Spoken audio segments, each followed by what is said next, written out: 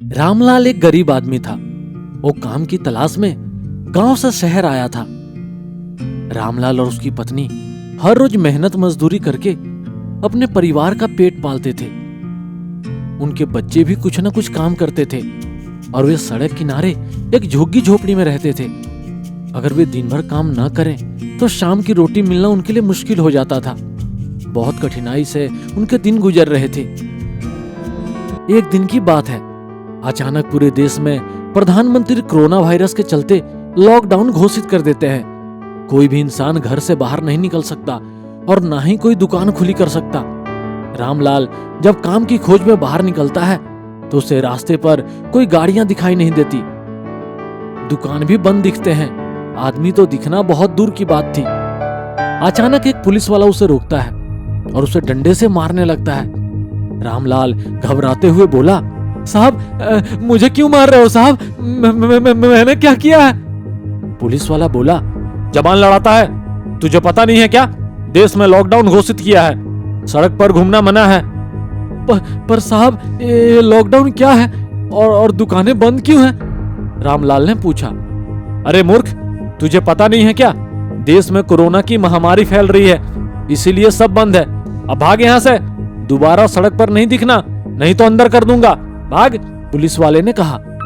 फिर रामलाल सहमते हुए अपनी झोपड़ी में आता है। उसकी पत्नी उससे पूछती है, अरे आप इतनी जल्दी वापस कैसे आ गए? रामलाल इस पर बोलता है, अरे कोई कोरोना नाम की महामारी आई है, उसकी वजह से पूरा देश बंद है, पुलिस वाले भी मार रहे हैं। फिर उसकी पत्नी बोलती है, लेकिन हम काम नहीं करेंगे तो खाएंगे क्या? काम करने के लिए कोई दुकान तो खुली रहनी चाहिए ना। सब बंद है। भीख मांगकर खाने के लिए भी इंसान सड़क पर नहीं है। अगर ऐसा ही चलता रहा तो हमारा क्या होगा? हम तो महामारी फैलने से पहले ही भूख से मर जाएंगे। पत्नी बोली। रामलाल और उसकी पत्नी सोच में पड़ जाते हैं। थोड़ी देर बाद बच्चे भूख लगी बोल के चिल्लाते हैं, पर उनके पास खाने के लिए कुछ नहीं होता। रामलाल की पत्नी की आंखों में आंसू आ जाते हैं। रामलाल ये देख अपने आप पर तरस खा रहा था। उसके पास पैसे भी नहीं थे कि बच्चों को कुछ खाने के लिए ला सके। रामलाल फिर से सड़क पर चलने लगता है। चलते चलते वह राशन की दुकान के पास आता है। वहां गरीब लोगों को सरकार चावल दे रही थी। जब रामलाल ने भी दुकानदार से राशन मांगा तो दुकान वाला बोला, पहले तुम्हारा राशन कार्ड दिखाओ, तभी तुम्हें राशन मिलेगा, और मेरे इतने पास मत आओ, दूर हटो मुझसे। मेरे पास तो राशन कार्ड नहीं है, पर मेरे बच्चे भूख से मर रहे हैं, कृपया मुझे भी थोड़ा चावल दे दो ना। रामलाल रोते हुए बोला, राशन कार्ड नहीं तो चावल नहीं मिलेगा, भाग यहाँ से, ना जाने कहां कहां से आ जाते हैं। दुकानदार बोला। फिर रामलाल रोते हुए वहां से निकल जाता है। चलते चलते वो आगे जाता है तो देखता है कि कुछ समाज सेवी संस्था गरीबों को भोजन दे रही है। वह लाइन में खड़ा हो जाता है, पर लाइन बहुत लंबी होती है। जब तक उसका नंबर आता है तब तक उनके पास का भोजन समाप्त हो जाता है। रामलाल बहुत उदास हो जाता है। उसके आंखों में आंसू आ जाते हैं। रोते रोते वो सड़क पर चलने लगता है। तब भी उसे सड़क किनारे कचड़े की कुंडी में बचा कुछ खाना दिखाई देता है। रामलाल उस कचड़े की कुंडी के पास जाकर वह खाना उठाता है और पोटली में बांधता है और घर ले जाकर अपने बच्चों को बासी खाना खिलाता है। रामलाल की पत्नी कहती है, पता नहीं ये महामारी हमारी जान लेगी या नहीं, पर पेट की भूख हमारी जरूर जान ले लेगी। और वो दोनों रोने लगते हैं। दोस्तों, आज के हालात यही बयां कर रहे हैं। मिडिल क्लास और अमीर लोग तो कैसे भी इस लॉकडाउन का सामना कर लेंगे, पर गरीब लोगों का कैसे होगा? उन बेचारों की तो इस महामारी से जान जाएगी या नहीं, पर इस भूख से तो जरूर उनकी जान जाएगी। इसलिए दोस्तों, आपसे गुजारिश है कि आप अपने आसपास दिखने वाले गरीब लोगों की जरूर मदद करें। यही सच्ची इंसानियत है। एक गांव में धनीराम नाम का एक व्यक्ति रहता था। धनीराम के पास एक बड़ा आम का बाग था। वो आम से जैम बनाकर काफी पैसे कमाता था। फिर भी वो हमेशा पैसे बचाने में लगा रहता।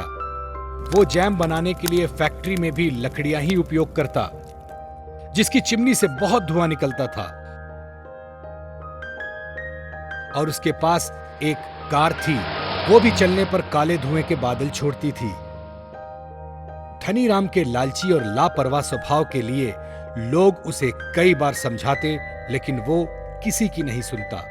एक बार धनीराम से उसके पड़ोसी चंदन ने कहा, धनीराम भाई, तुम ये लकड़ियां जलाना बंद कर दो और खराब गाड़ी भी सही करवा दो, क्योंकि इससे जो धुआं निकलता है वो हवा को प्रदूषित करता है, और एक पेड़ ही होते हैं जो दूषित जहरीली हवा को शुद्ध करते हैं, उन्हें भी तुम लकड़ियों के चक्कर में काट देते हो।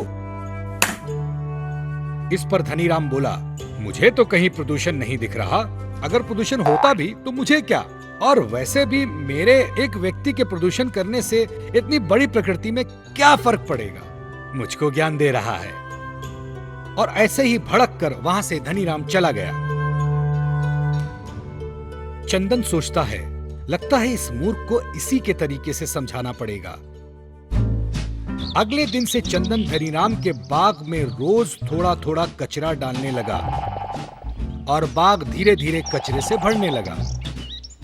धनीराम को समझ नहीं आ रहा था कि आखिर इतना कचरा आया कहां से। फिर एक दिन उसने चंदन को बाग में कचरा फेंकते देखा और गुस्से से बोला, अरे चंदन, मेरे बाग में कचरा क्यों फेंक रहा है? गांव में जगह नहीं है क्या कचरा डालने की? चंदन, धनीराम भाई, वहां तो गांव के सारे लोग कचरा डालते हैं, मेरे एक व्यक्ति से कहीं और कचरा डालने से क्या फर्क पड़ जाएगा? चंदन ने ऐसा कहा तो धनीराम को ज्यादा गुस्सा आ गया और वो बोला, पर तू मेरे बाग में कचरा डाल रहा है, इससे बाग की उपजाऊ जमीन खराब हो रही है, मेरे पेड़ खराब हो रहे हैं। चंदन पेड़ों की तरफ देखकर बोला, मुझे तो कोई पेड़ खराब नहीं लग रहा, सारे के सारे अच्छे हैं। धनीराम, अरे मूर्ख, कचड़े से जमीन अभी खराब हो रही है, उसके असर से सारे पेड़ खराब हो जाएंगे और आम नहीं आएंगे, इसलिए ये कचरा यहाँ डालना बंद कर।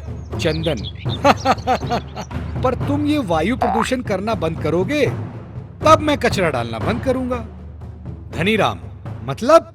चंदन, मतलब ये कि जैसे मेरे एक व्यक्ति से रोज थोड़ा थोड़ा कचरा डालने पर तुम्हारे बाग की जमीन खराब हो रही है, वैसे ही तुम्हारे एक व्यक्ति से रोज थोड़ा थोड़ा प्रदूषण फैलाने पर बहुत ज्यादा वायु खराब हो रही है, और इस वायु प्रदूषण का असर बहुत दिनों बाद दिखता है।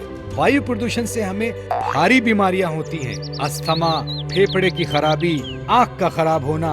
वायु प्रदूषण से गांव में जंतु, पेड़ पौधे सब बीमार हो जाते हैं, बिल्कुल तुम्हारे आम के पेड़ों की तरह। चंदन की बात सुनकर धनीराम बोला, तुम सही कह रहे हो, मैंने ये कभी सोचा ही नहीं, मैंने अकेले थोड़ा थोड़ा करके कितना प्रदूषण फैलाया है, लेकिन जब बात खुद पर आई तो अब मुझे समझ में आया कि प्रकृति का नुकसान कितना भारी नुकसान है।